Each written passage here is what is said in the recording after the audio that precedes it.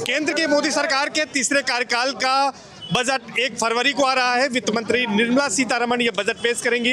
हमारे साथ प्रयागराज के माघ मेले में तमाम युवा हैं, छात्र हैं, जिनसे हम बातचीत करेंगे और जानने की कोशिश करेंगे कि आखिर उनकी इस बजट से क्या उम्मीदें हैं, क्या वो सोचते हैं, बजट में शिक्षा के क्षेत्र में क्या चाहते हैं, युवाओं के लिए उनकी क्या उम्मीदें हैं। सबसे पहले हम पंकज जी आपके पास आते हैं। पंकज जी ये बताइए कि बजट 1 तारीख को यानी 1 फरवरी को वित्त मंत्री निर्मला सीतारमण पेश करेंगी। मोदी सरकार के तीसरे कार्यकाल का ये जो बजट है, इससे क्या उम्मीदें हैं युवाओं को, छात्रों को? हम लोग की उम्मीद यही है कि प्राइमरी से लेकर हायर तक की सारी एजुकेशन फ्री की जाए, निःशुल्क की जाए और यूनिक कार्ड डेवलप किया जाए जो कि प्राइमरी से लेकर हायर तक उसका काम करे। आपने एक देश एक प्रथा एक कार्ड तमाम आपने एक चुनाव की बात करते हैं, लेकिन अगर एक कार्ड की बात करें कि जब तक वो छात्र है तब तक उस कार्ड के माध्यम से उसकी जो भी खर्चा है पूर्णतः निःशुल्क हो और साथ में अगर रोजगार परख के लिए कोई शिक्षा उसको ग्रहण करना है उसमें भी वो कार्ड काम आए, जिससे उस छात्र के लिए साथ में उसका स्वास्थ्य बीमा भी इसमें हो। स्वास्थ्य बीमा सबसे आवश्यक कार्य है। जैसे किसी भी बच्चे को अगर उस शिक्षा ग्रहण कर रहा है, अगर किसी प्रकार की स्वास्थ्य समस्या है तो वो उसमें काम आ सके, तो इसे यूनिक कार्ड डेवलप किया जाए जो कि पूर्णतः निःशुल्क है। बिल्कुल, एक बड़ी बात कही कि हर बच्चे का एक यूनिक कार्ड हो जिसमें उसकी शिक्षा फ्री हो,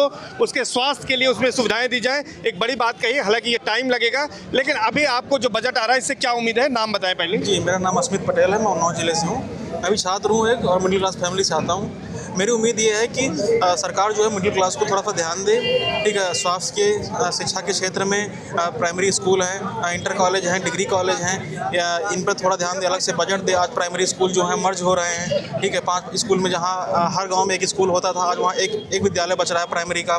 तो ऐसी घटनाएँ हो रही हैं। उसके साथ साथ सरकारी अस्पतालों में वहाँ पर सुविधाएँ नहीं हैं। तो बजट में कम से कम सरकार ध्यान दे कि मिडिल क्लास की जो दिक्कत आ रही, गरीब आदमी जो है, अमीर तो अपना काम कर ही रहा है, साथ ही आपने टैक्स स्लैब जैसे कम किया, वहाँ पर भी उसके लिए मैं उनको बोलूँगा कि आपने अच्छा काम किया है। लेकिन जैसे किसानों की आय की दोगुनी होने की बात की थी, किसानों की आय दोगुनी नहीं हो रही है। आज भी अन्नदाता सबसे ज़्यादा दयनीय स्थिति में है। तो इस तरह की मैं उम्मीद करता हूं कि इस साल कुछ शायद बेहतर पिछले साल से। बिल्कुल मिडिल क्लास के लिए कुछ बेहतर हो, ये आपकी अस्मित पटेल जी की मांग है। क्या नाम है आपका और क्या लगता है आपको जो बजट आ रहा है, इस बजट से क्या उम्मीदें हैं? वित्त मंत्री को क्या कुछ ऐसा करना चाहिए कि लोगों को राहत मिले, खासतौर पर युवा और जो छात्र हैं? देखिए, सबसे बड़ी बात है, मेरा नाम विवेकानंद है और हम लोग इलाहाबाद में आप हैं और यहाँ पर युवाओं की संख्या है, छात्रों की संख्या है।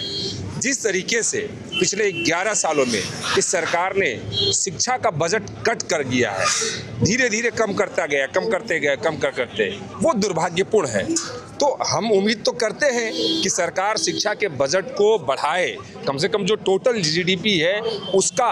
बाकी जगहों पे तो टोटल जीडीपी का कहीं 8%, कहीं 5% शिक्षा पे खर्च होता है, लेकिन यहाँ तो पॉइंट पे भी नहीं खर्च होता है। तो मैं ये सरकार से मांग करता हूं कि हमारे हिंदुस्तान की शिक्षा व्यवस्था के लिए, क्योंकि 2 बुनियादी चीज़ें होती हैं, एक तो शिक्षा होता है, दूसरा स्वास्थ्य होता है। यदि किसी भी नागरिक को आप बेहतरीन शिक्षा और बेहतर स्वास्थ्य दे दें तो वो अपना कमाने खाने का व्यवस्था इंतजाम कर लेगा। बिल्कुल। तो सवाल इस बात का है कि जिस तरीके से हायर एजुकेशन में बजट कट किया जा रहा है, छात्रों को छात्रवृत्ति नहीं मिल पा रही है, जो हायर एजुकेशन में रिसर्च के लोग हैं उनको बजट नहीं मिल पा रहा है, जो जेआरएफ और नेट के छात्र हैं जिनको रिसर्च स्कॉलरशिप मिलती थी वो कम कर दी गई है, उस पर रोक लगा दिया गया है।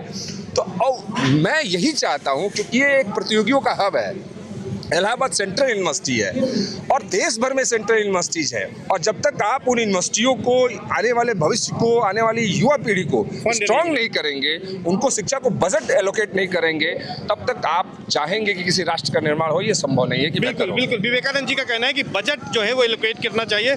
आपके पास आएंगे। सर, क्या नाम है आपका और क्या लगता है आपको कि जो बजट है ये किस तरह से हो और वित्त मंत्री की ओर से युवाओं के लिए, छात्रों के लिए क्या प्रावधान किया जाए जिससे बेहतरी हो सके? गजेंद्र सिंह यादव नाम है हमारा, और किसी भी देश की मजबूती के लिए वहाँ की शिक्षा, स्वास्थ्य और सुरक्षा, ये 3 महत्वपूर्ण बिंदु होते हैं।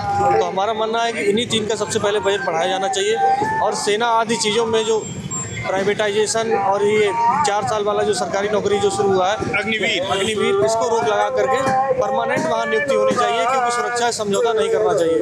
और इसी तरह स्वास्थ्य में कई योजनाएं आई हैं जिन पर व्यापक स्तर पर घोटाले सामने आ रहे हैं, तो उनको घोटालों की भी जांच साथ में होती रहनी चाहिए कि ये सब क्या चल रहा है। कई कार्ड चले हैं लेकिन वो सही व्यक्ति तक उसकी योजना का लाभ नहीं पहुँच पा रहा है। और शिक्षा में तमाम विश्वविद्यालय हैं, तमाम कॉलेज हैं, उनमें मेस में सब्सिडी और लाइब्रेरी, ये 2 की की व्यवस्था बहुत आवश्यक है, जो अभी तक नहीं हुई है। मतलब मेस और लाइब्रेरी ये शिक्षण संस्थानों में हो, बड़ी बात कही आपने। क्या लगता है कि इस बार बजट से युवाओं को क्या उम्मीदें हैं?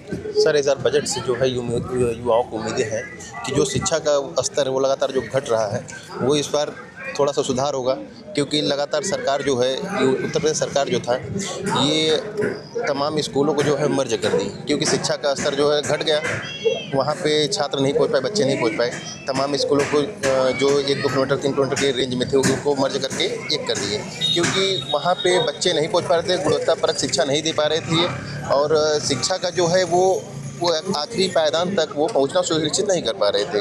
और ये लगातार ये सारी योजनाएं इनकी भ्रष्टाचार की भेंट चढ़ जाती हैं, इसलिए इनको थोड़ा सा सुधार करना चाहिए, गुणवत्तापरक शिक्षा देनी चाहिए और पारदर्शिता सुनिश्चित करनी चाहिए। पारदर्शिता और गुणवत्तापरक शिक्षा, फाइनल कमेंट आपसे लेने की कोशिश करेंगे। क्या चाहते हैं कि बजट किस तरह का हो जिससे युवा और छात्र ये राहत महसूस करें?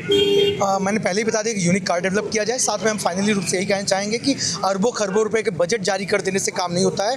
क्वालिटी शिक्षा कैसे होगी, कैसे बेहतर बच्चों को रोजगार मिल सके, इम्प्लीमेंटेशन। और जितने भी संस्थान रोजगार के कार्य करते हैं, जो 4-4 साल 5-5 साल से परीक्षाएं नहीं करा पा रहे हैं, अंदर रोजगार परमानेंट नहीं दिया जाए, जो ठेकेदारी की प्रथा चल रही है, इसको बंद करके परमानेंट रोजगार डेवलप करने के लिए वित्त मंत्री फंड जारी करें और जहां भी शैक्षणिक संस्थानों में लग रहा है कि यहाँ फंड की कमी है, उसको पारदर्शी तरीके से वहां तक पहुंच पाए, इस पर व्यवस्था की जाए। फाइनल कमेंट क्या कहेंगे? फाइनल मैं ये कहूँगा कि बजट जितना एलोकेट होता है सभी योजनाओं के लिए, वो कम से कम वहाँ तक पहुँचे, ज़मीनी स्तर तक हर किसी को जो सुविधाएं मिलनी चाहिए वो उनको मिले।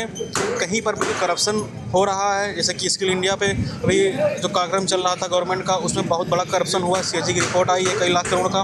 तो ऐसी चीज़ें ना हो, सरकार ये तय करे। और ख़ास ही जो सरकारी संस्थाएँ हैं, चाहे विश्वविद्यालय हो या प्राइमरी स्कूल से लेकर के इंटर कॉलेज या सरकारी विद्यालय जो है, इनकी संख्या बढ़ाई जाए, हॉस्टल की सुविधा बढ़ाई जाए। कमरे आज यूनिवर्सिटी में बहुत मतलब शिक्षा की गुणवत्ता बढ़ाई जाए, कुल मिलाकर यह फाइनल कमेंट क्या कहेंगे? सर, मेरा फाइनल कमेंट यही है कि शिक्षा में गुणवत्ता बढ़ाई जाए और पारदर्शिता लाई जाए। शिक्षा और गुणवत्ता, क्या कहेंगे आप फाइनल कमेंट? जी, पिछले 10 वर्षों में किसान और छात्रों की आत्महत्याओं की संख्या काफ़ी बढ़ रही है, तो बड़े व्यापारियों की जगह इन सबका अगर कर्ज माफ़ किया जाए और इनको सब्सिडी बढ़ाई जाए तो ज़्यादा देश के लिए हित होगा। बिल्कुल। तो ये तमाम वो युवा हैं, छात्र हैं प्रयागराज के, जिनका ये कहना है कि जो बजट है निर्मला सीतारमण जी जिसे पेश करेंगी वित्त मंत्री, उससे उन्हें ढेरों उम्मीदें हैं। बजट का एलोकेशन बढ़ाया जाए, पारदर्शिता बढ़ाई जाए और खास तौर पर जो छात्रों के लिए यूनिक कार्ड का सुझाव दिया गया है, इसके साथ साथ ये कहा गया है कि इसमें पारदर्शिता के साथ साथ जो अस्थायी रोजगार के अवसर हैं वो अगर छात्रों को सुलभ कराए जाएंगे तो इससे निश्चित तौर पर उनको राहत मिलेगी और सहूलियत मिलेगी। सर्वेश दुबे, न्यूज़ 18 प्रयागराज।